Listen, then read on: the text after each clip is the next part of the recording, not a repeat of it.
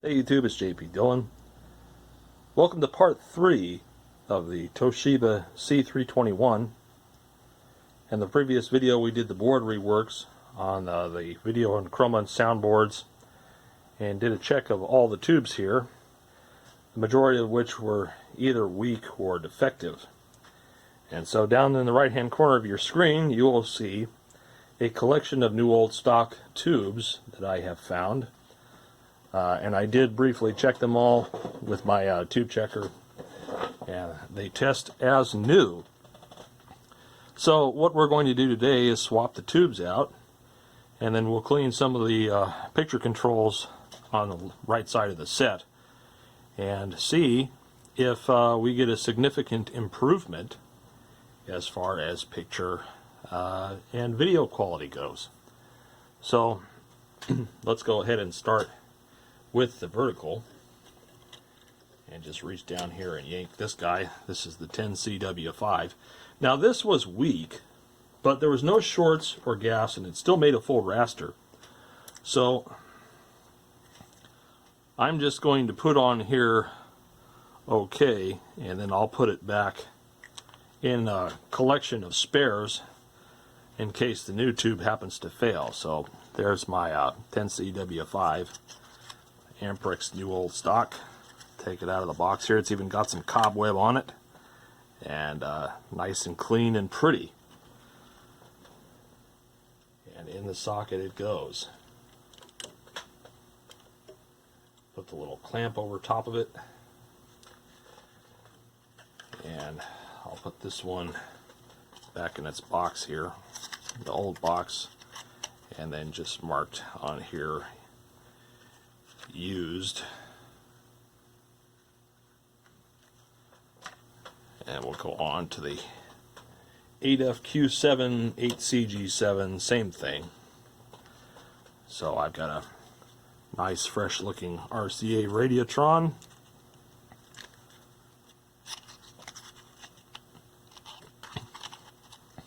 I do this because everyone seems to like unboxing. So there we go, 8CG7. I did manage to wear a little bit of this off testing it last night, so whoops.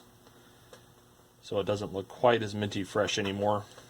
You go into the socket there, and again this was a little tired but still usable, so I'll just stick this in the box and mark used on here.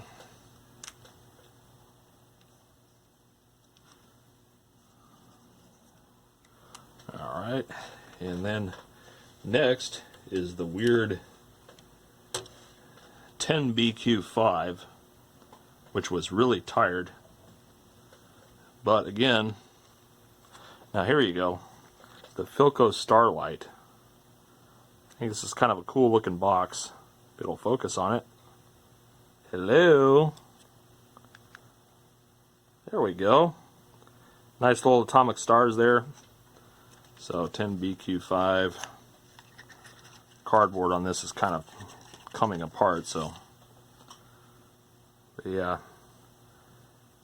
nice and shiny and spanky.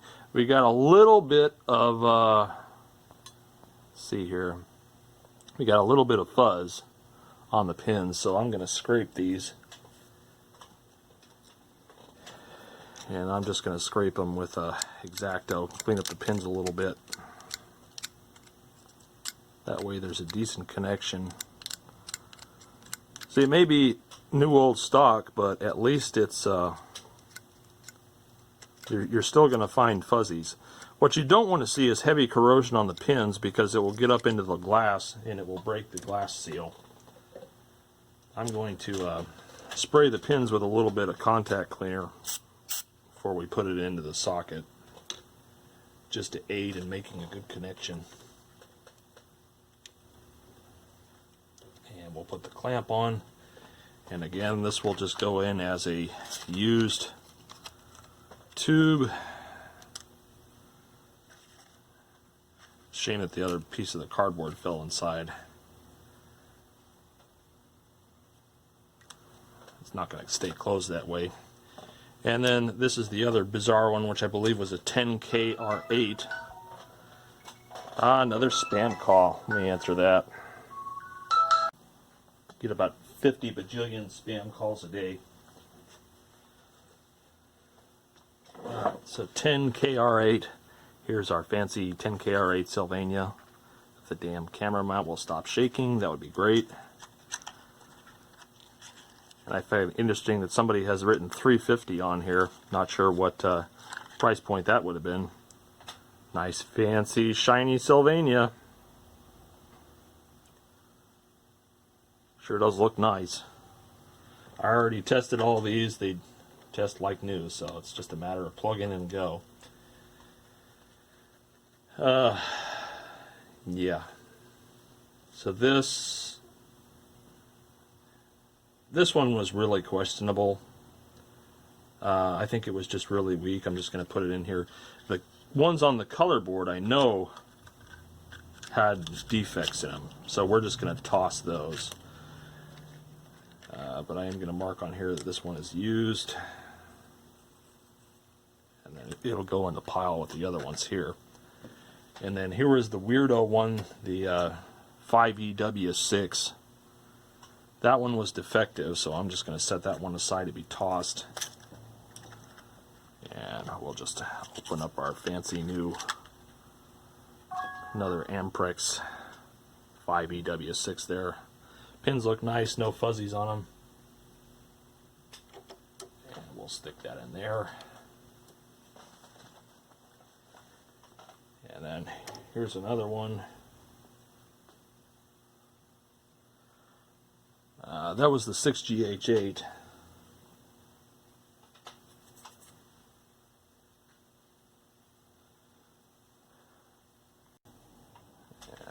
That's here.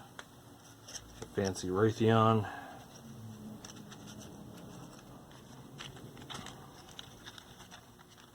The ones I had here were all bogus.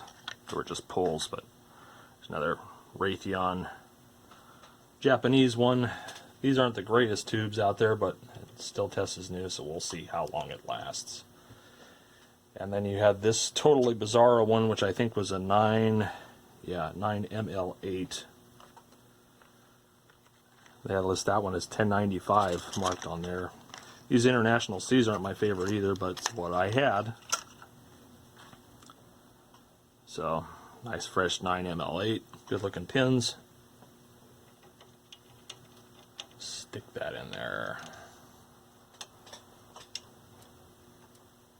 Alright, so that should be everything.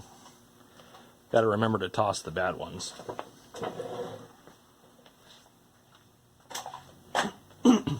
Okie dokie.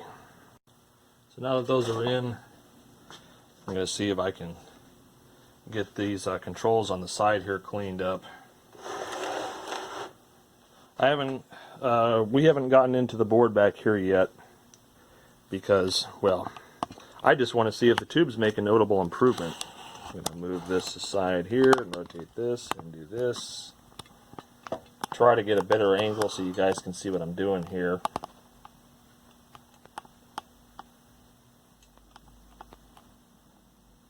So those are the banks of controls that we're looking at. And again, this is where I love having my little extension straw.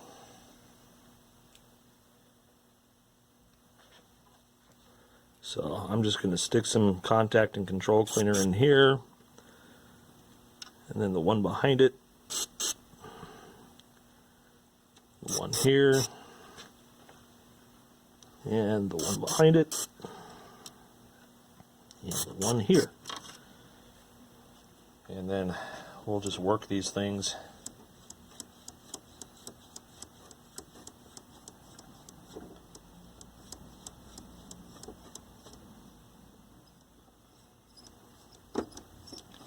And we'll see how much different this thing behaves afterwards.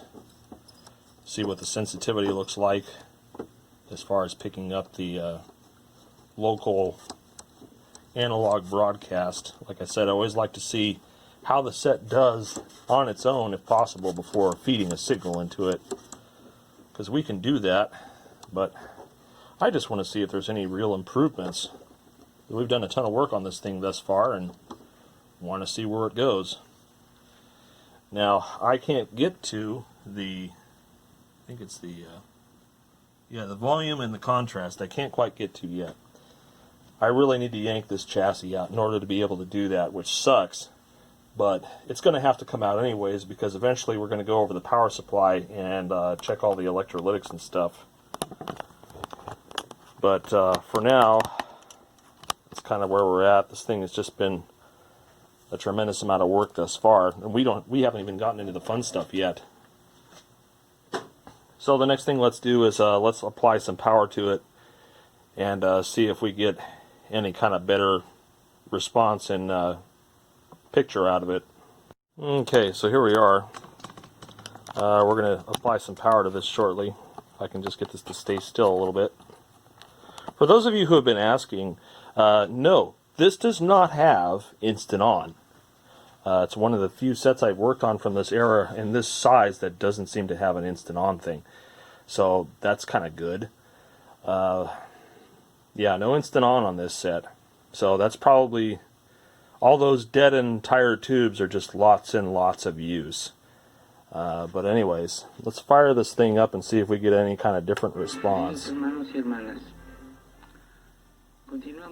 We definitely have instant sound. It's far louder than it was before, which I don't know why, because our IF and sound is transistorized. So let's wait for this to come up.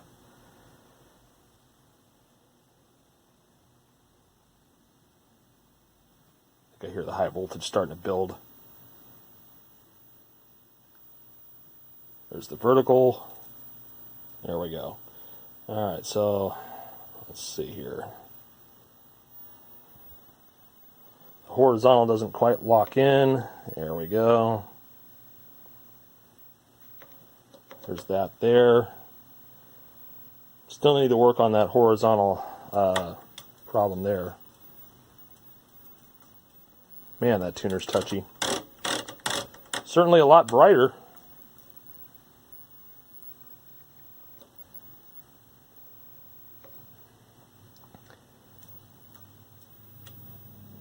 Nice bright raster.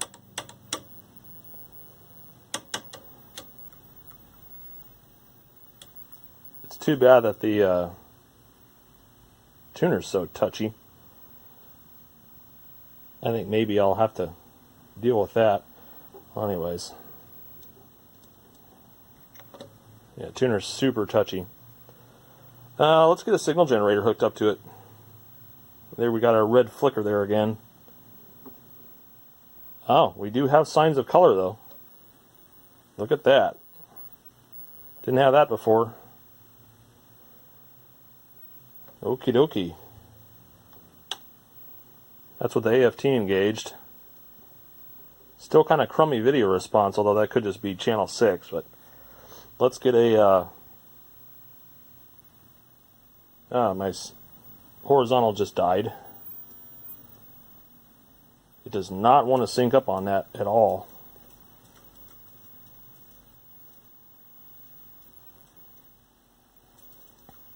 So it could be our horizontal oscillator tube is failing, because it never seems to want to totally lock in.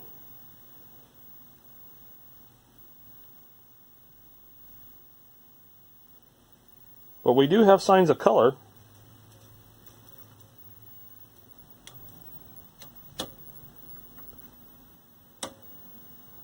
Alright. Actually, let's see if we can get to the tuner and clean it. I don't think so, but we'll give it a shot. Yeah, that up in there is our VHF tuner. Definitely not very accessible. So, however, for grins and giggles, I think I am going to get a little bit of tuner cleaner on the accessible wafers here, and then we'll snake it back up in there. And see if I can get enough cleaner around this stuff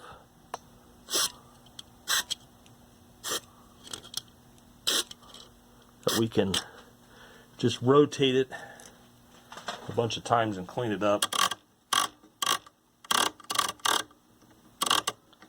I'm normally not a fan of just blasting in there and cleaning it.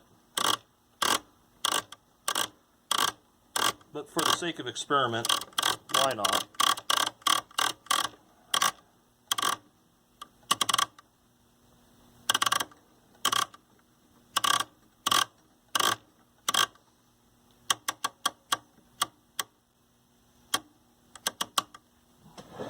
Alright, let's see if that makes any difference as far as our tuner being touchy. And then another thing I want to look at here is perhaps adjusting the horizontal oscillator frequency, which should be that guy there, that slug there. Or this pot here may be like a sub-horizontal hold. Don't really know. Gotta kind of tweak with it. So yeah, let's see if that makes any improvement on our ability to get stations. All right, let's try this again. Sound's still fairly distorted. Not sure if that's an IF problem or if that's a pure sound problem, but that's really far down the line. Right now I just want to see if cleaning the tuner helps its ability to receive stuff.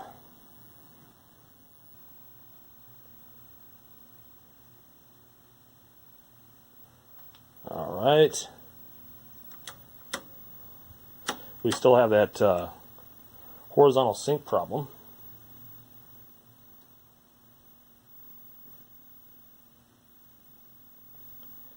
And it still seems like fairly weak video, but I think what I'm going to do first, I noticed that the lines are getting closer and closer together.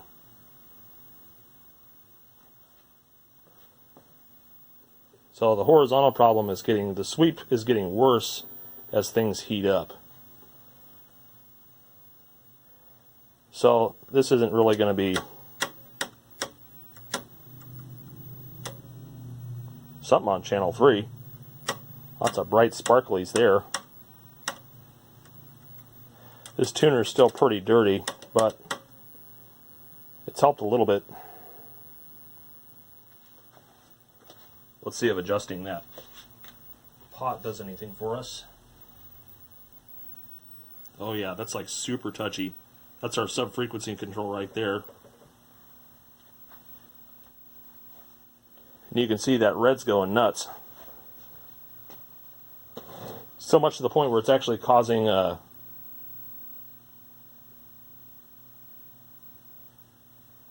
blooming and stuff. We still have a poor video problem. But, let's see, we do have signs of color. Very poor video response.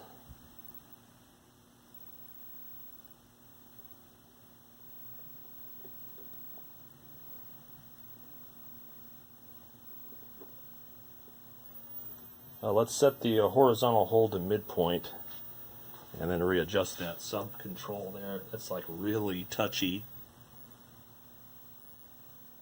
So touchy.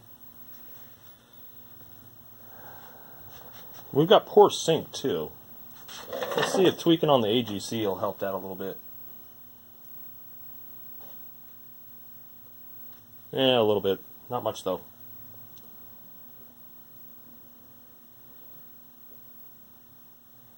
Almost like there's something going on in the IF that ain't right. Because we see that our video response is really crummy. And turning down the contrast does make it worse. So it's like nothing going on there. Alright, let's hook up the signal generator. Maybe this will at least allow us to gauge, having a force fit signal, what it's doing and what it's not doing. I hear the high voltage going sizzle, sizzle, sizzle. And it definitely changes when I attach something to the antenna terminals. I believe this is on channel 4. So hopefully our channel 4...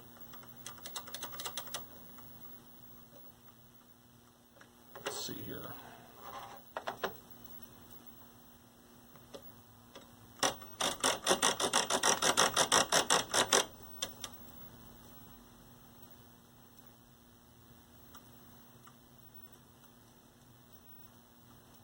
The little tick noises that you hear are the high voltage trying to regulate. It's like I gotta hold it in the sweet spot.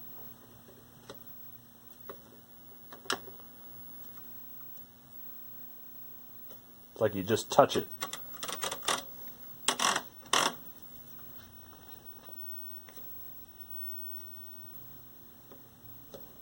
You obviously got a phase shift problem here.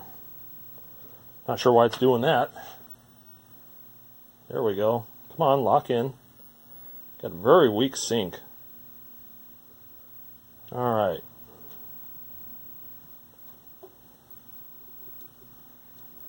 God, the geometry on that just looks hideous, doesn't it?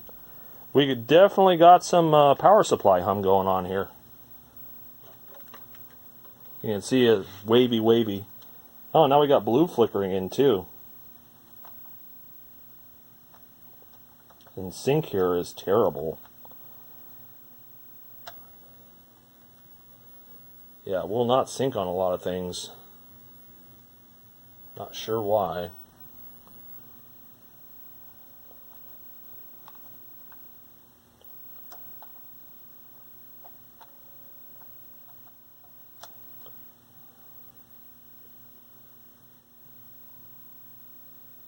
Yeah, the power supply hum is getting worse as the longer it's on, and we can see we're getting shrinkage and things. But oh, look at that! Look at that! Houston, we have color. Look at that! That makes me happy. Seeing that. But man, no vertical sync, terrible horizontal sync, and we can see that the red drive and everything like that, there's just something going on there on that output board that we need to take care of.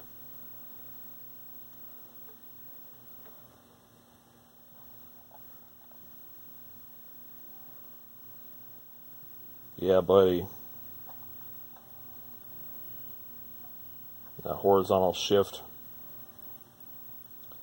Let's see here.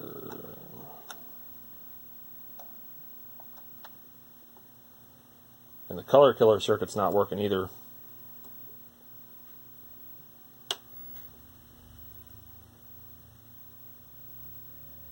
Poor vertical definition too. It's very poor video response. That's supposed to be a crosshatch. Definitely something going on in the IF strip. That ain't quite right. It could be a dirty tuner, it could be a whole variety of things. Really, the next step is going to be yanking the chassis out. Because as you can see, the rolling hum bar going through the picture, it's just not behaving itself. The power supply's got to get rebuilt. It's functioning, but not well enough for my taste. But, yeah. The fact that we have color bars, good looking color bars, that's impressive. I'm happy with that.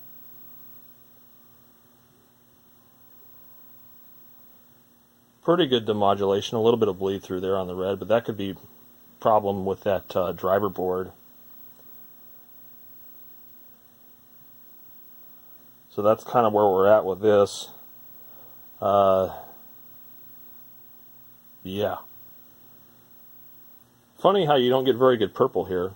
Or, no, that's supposed to be like a turquoise. Blue, turquoise, green. And the video response is getting worse. So I think this thing is going to have a power supply failure soon, because we're losing our video.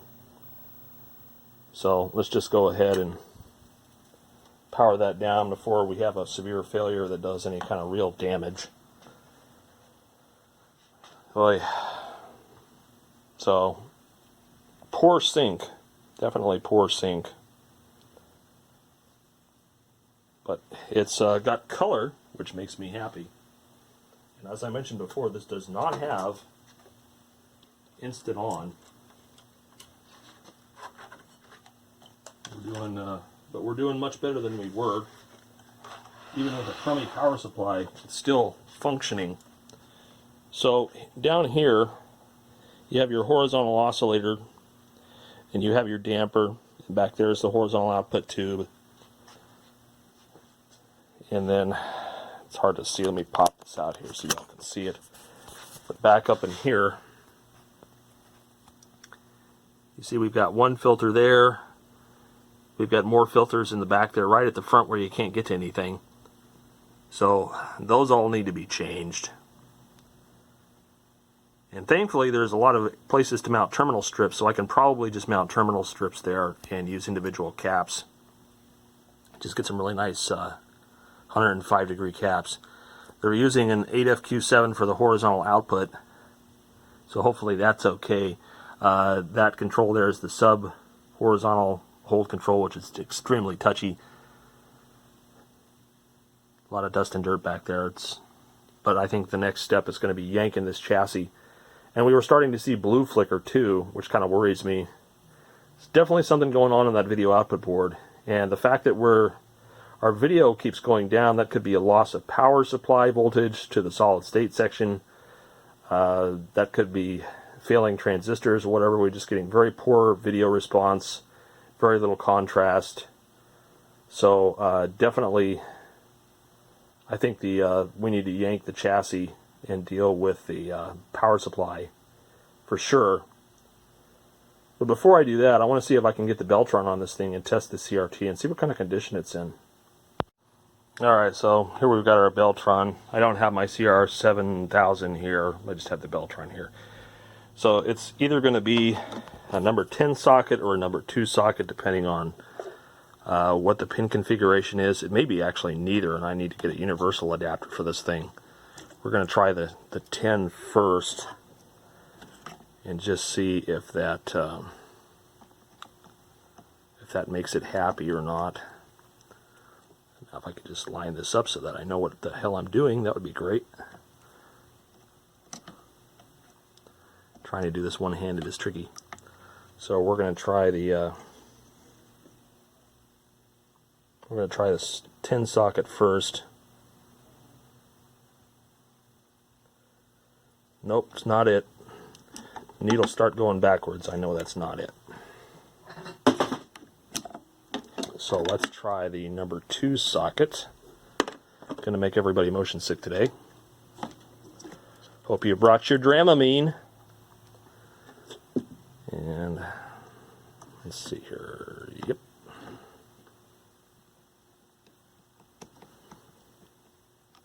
Alright, let's try the number 2 socket.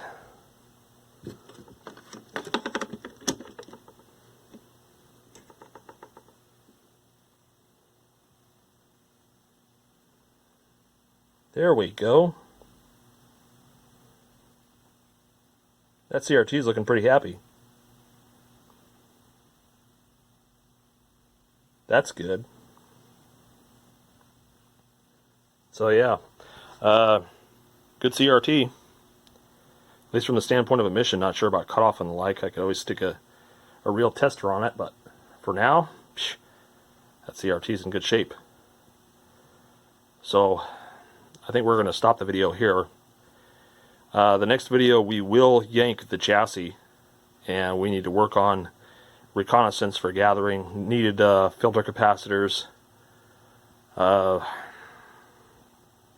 parts to attack the video output board for sure, and then maybe take a look at the IF strip, because the video response on this is just crap. And yanking this out, we'll probably be able to get the IF strip easier, because you've got this big fat thing up here. Well, that could be our UHF. Well, maybe not. VHF is there. And then you've got this here, which is probably more IF or video. But anyways, I think that's where we're going to stop it today. Got a nice hot CRT on this one. So assuming everything's nice and happy, we should be able to get this going with a really good picture. So next video, we'll yank the chassis, and we'll go over the chassis and the power supply. But anyways, Thanks for watching the video, guys. More stuff to come.